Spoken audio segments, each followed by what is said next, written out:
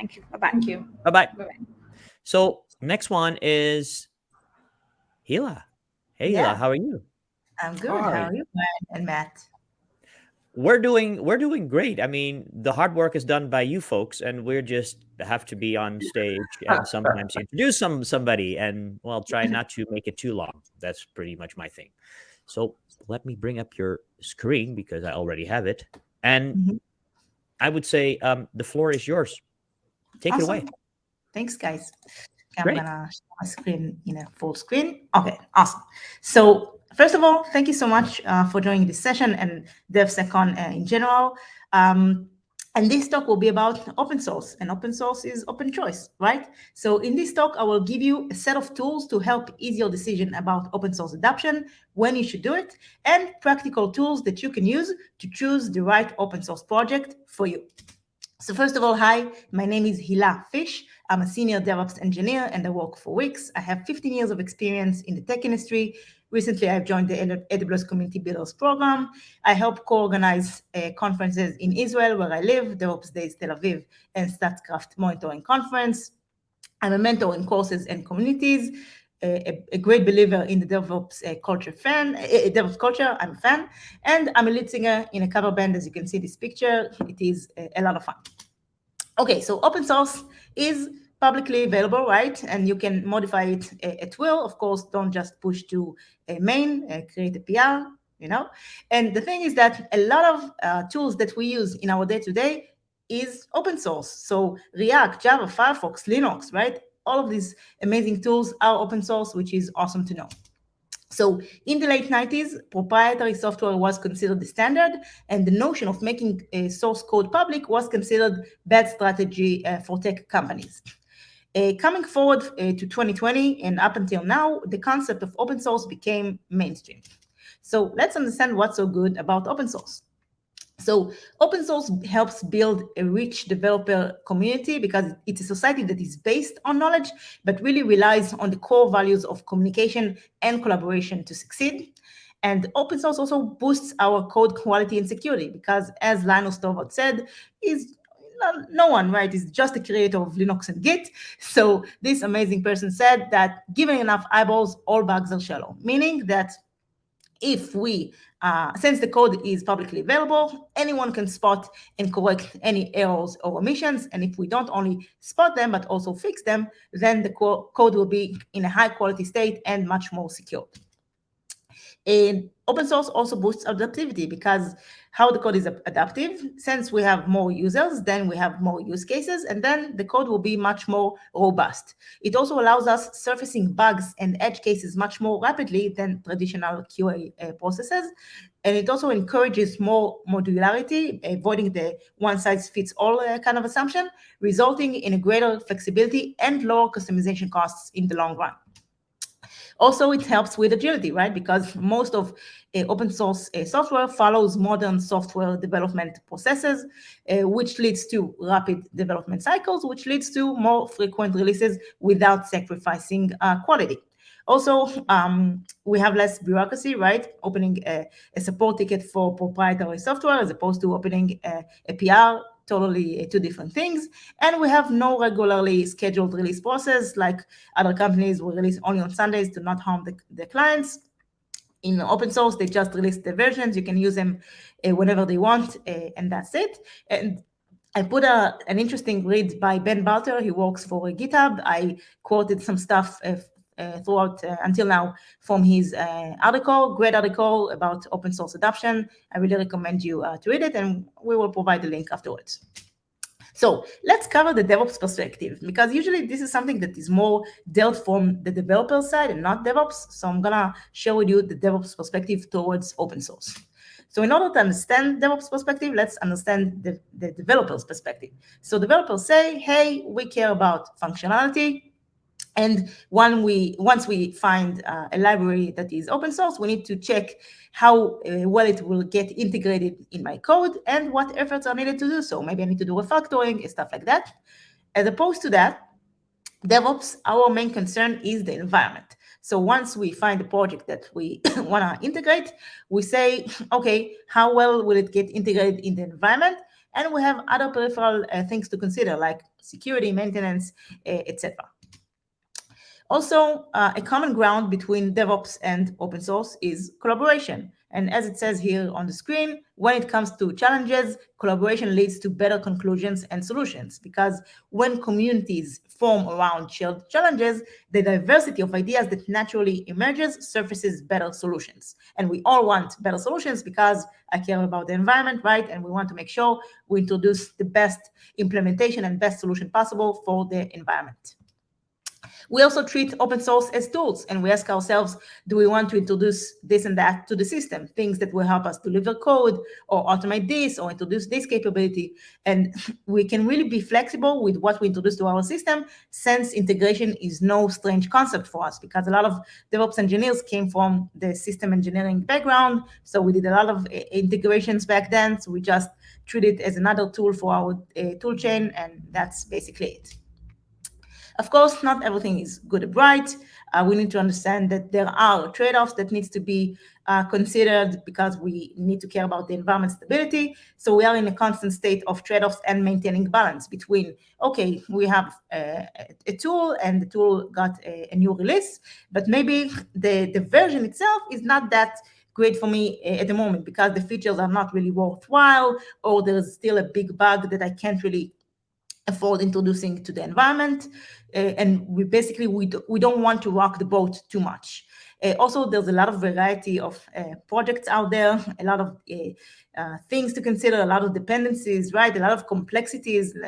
Take, for example, Jenkins. Show me one person that is able to upgrade Jenkins or its plugins without having any fear that nothing or something will break, right? So we always need to think about what we do and without rocking the boat too much, because our focus is the environment stability. And in the middle of everything, once we get to learn about a certain tool, we need to do some research, because we need to make sure we know exactly what we introduce to our environment.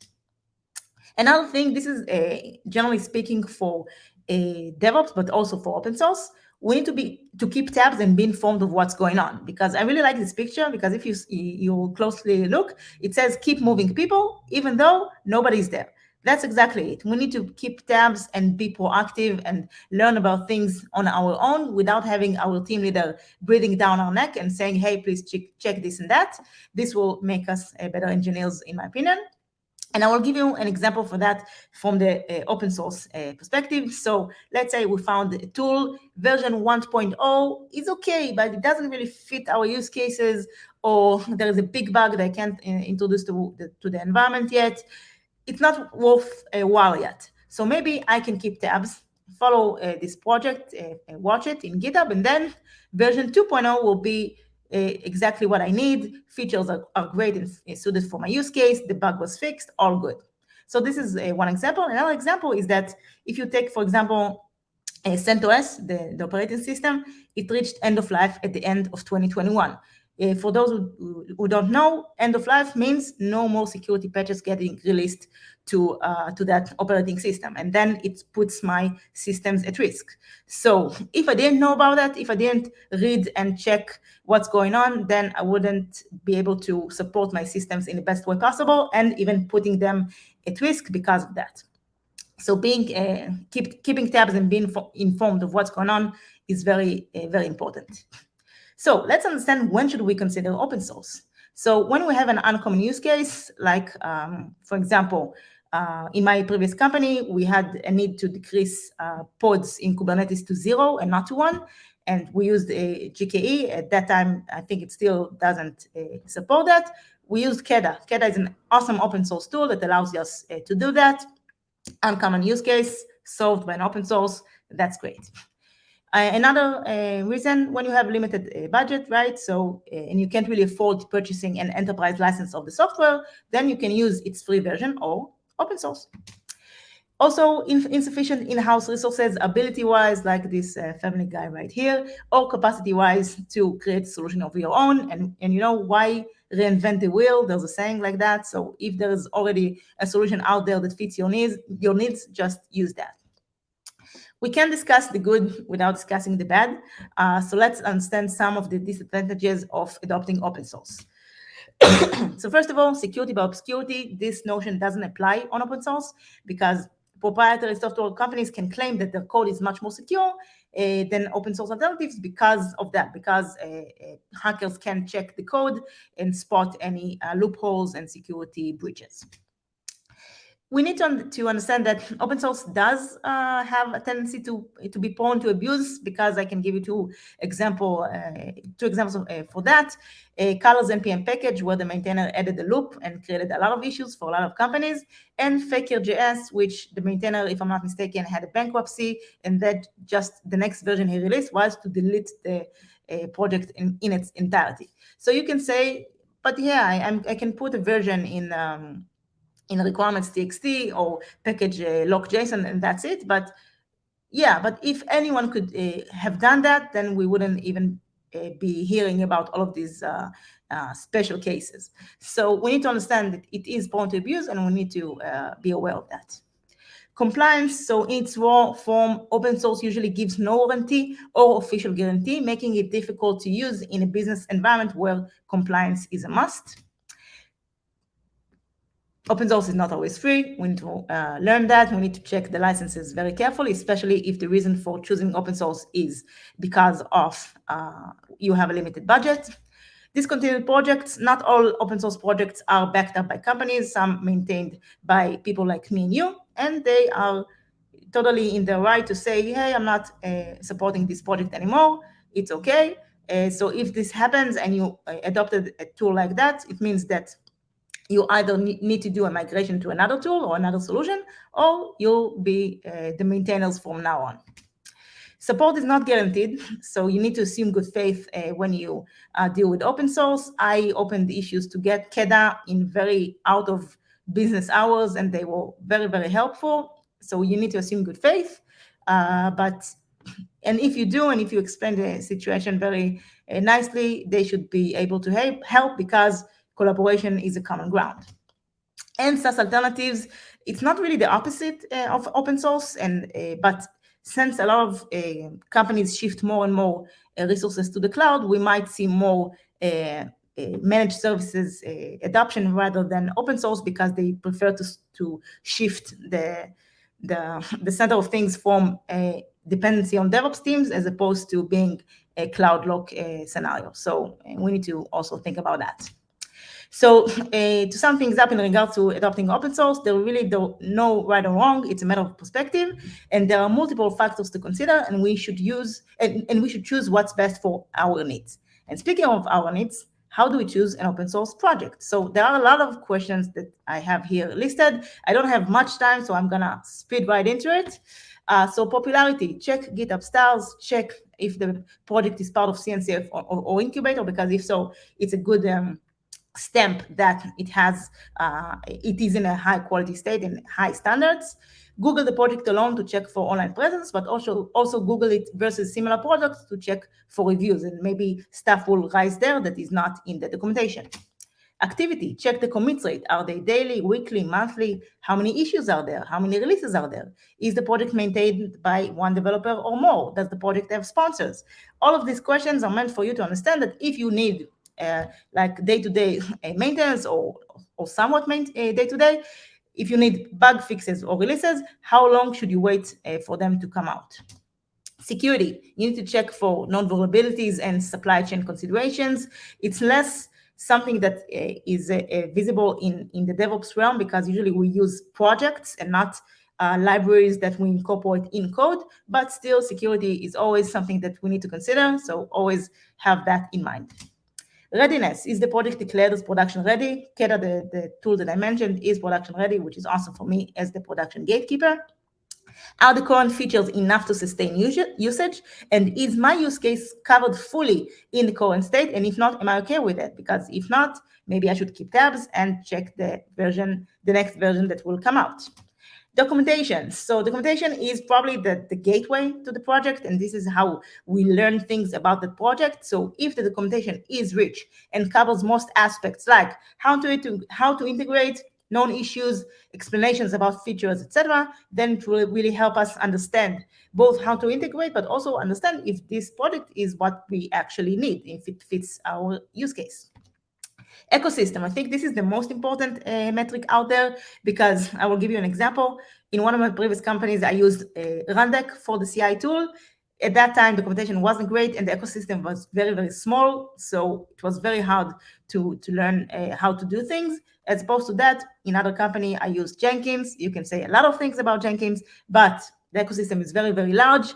And it's not only the fact that people can help you if you reach out to them, it's the fact that if you know that a lot of people are using it, probably it's suitable for a lot of use cases. So ecosystem is the metric that will help you in your day-to-day, making it much more easier to maintain rather than not. Ease of use, do a POC, see how well it gets integrated in your environment, and check the issues on GitHub. Are the issues about features or about how do I do X? Because if the issues are about how do I do X, probably it's not that easy to use. And check roadmap. So if the project is planned to stay open source or be monetized, and also features planning. If they think about the features plan ahead, then there's a future to that project. So to sum things up, how to choose an open source project: ask the general questions to cover the basics, to check if the project is in a ready enough state, and ask the tailored specific questions to cover your use case and pain points. So if, for example, you have a heavy use case, put more weight on the documentation and ecosystem metrics. If you don't have capacity for maintenance, then put the emphasis on readiness and ease of use metrics. Do a POC and rely on your research. Ecosystem to the rescue, and also engage in GitHub, open issues, and contribute to the project success. And usually I have another slide of how to contribute to open source without writing a single line of code, because you don't have the time to do it or you don't have the ability to do it. But I'm already over time, so I'll just leave you to it and read this. And if you have any more questions, I'm here. Thank you so much. Thank you, Hila. Thank you, Hila. That's great. We're massive fans of open source here, so preaching to the converted. Absolutely. I just wanted to call out one comment in the chat that you were talking about the downsides of open source, and so most of these, or some of these things, might also be applicable to proprietary software. What are your thoughts on that? I mean, depends on what. For example, in terms of support, for example, they do have guaranteed support. I usually, when I have more time, I say and kid that maybe the support is guaranteed, but it's not guaranteed to be good. So absolutely. Oh yeah, 100%. They do have a support which is guaranteed. So it really depends on which level, and sometimes it will be much more easier, or at least official, on the proprietary software, as opposed to open source, where everything you need to assume good faith and just hope that everything will sort out. Yeah, absolutely. One thing you can do is also commit to the open source project you are using. So that might help actually solve your problem yourself. Thank you so much. If you have any more questions for Hila, feel free to join our Discord and ask questions there. But we are moving on to the next one. So thank you, Hila, and I see you next week in Tel Aviv. Absolutely.